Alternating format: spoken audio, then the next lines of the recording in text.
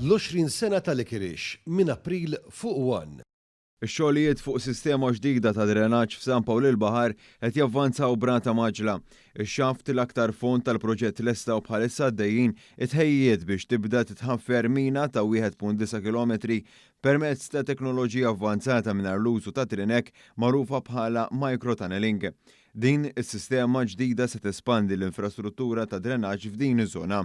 Ħabret dan il-Ministru għall-Enerġija Mirjam Dalli meta ltaqet ma' l-impjegati u l-kontraturi tal-Korporazzjoni għas-Servizzi tal-Ilma li qed jaħdmu fuq dan il-proġett. Iż-żjara saret kif ġiet ċelebrat il-Jum Dinji tal-Ilma. Hija kienet akkumpanjata mill-Kap Eżekuttiv tal-Korporazzjoni għas-Servizzi tal-Ilma Karl Ċilja.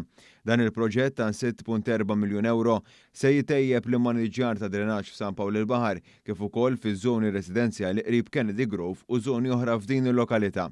Is-sistema ġdida ta' drenaġġ hi waħda minn diversi proġetti li l-korporazzjoni qed timplementa f'lokalitajiet differenti bil-għan li tiżdied l-effiċjenza u sostenibilità tal-infrastruttura u l-operat ta' drenaġġ tal-pajjiż fil-waqt li tissodisfa l-bżonnijiet kemm preżenti u kif ukoll dawk futuri.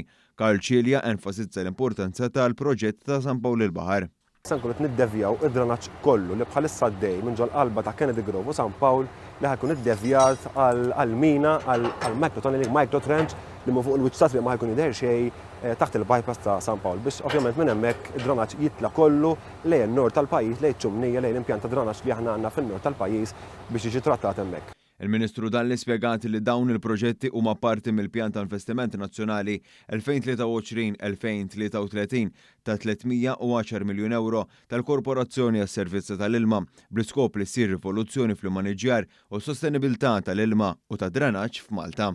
Qegħdin naraw li nkomplu nsaħħu l-infrastruttura tal-ilma u anke ta' drenaġġ f'pajjiżna. Fil-fatt dan il-proġett f'San Pawl il-Baħar huwa wieħed mill-proġetti li jaqgħu taħt il-pjan tagħna ta' investiment nazzjonali. Bħal dan il-proġett għandna proġetti oħra propju fl-inħawi ta' Birżabuġa, ta' San Ġiljan u anke tal-Imsida fost oħrajn.